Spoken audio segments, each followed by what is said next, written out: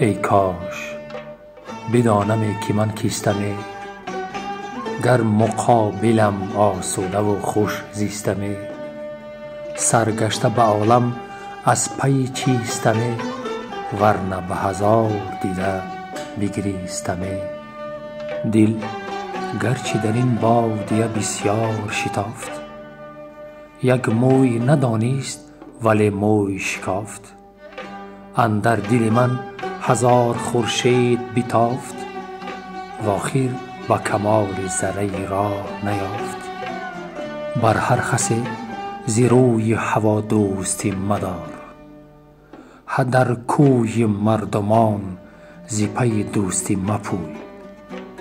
گر بایدت که کم نشود آبروی تو، فرمان و اختلاط فرومایگان مجوی.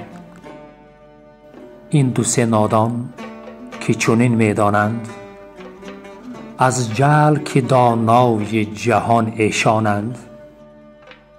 خرباش که این جماعه از فرط خری، هر کونه خر است کافرش می خوانند. در پاره سخن نیست که معلوم نشد، کم ماند ز اسرار که محروم نشد.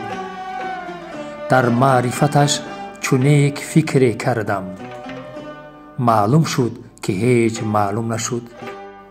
حق جان جهان است و جهان جمله بدن، اجناس ملائکه خواص این تن. اجرام عناصر و موالید اعضا، توحید همین است و دیگرها همه فن.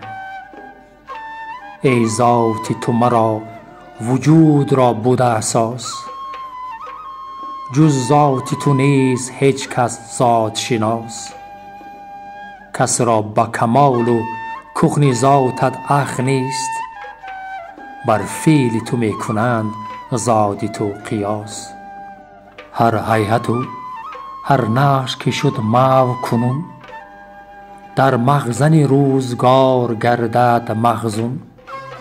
رفت آن گوهری که بود پیرایه عمر، و آورد زمانه تا که سرمایه عمر.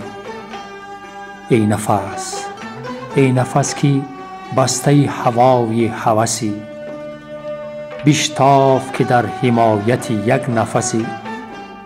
دنیا مطلب، دنیا مطلب، چاه مجوی، عشوه مخر، که از دوست برآیی و به دشمن برسی. که از دوست برآیی و به دشمن برسی.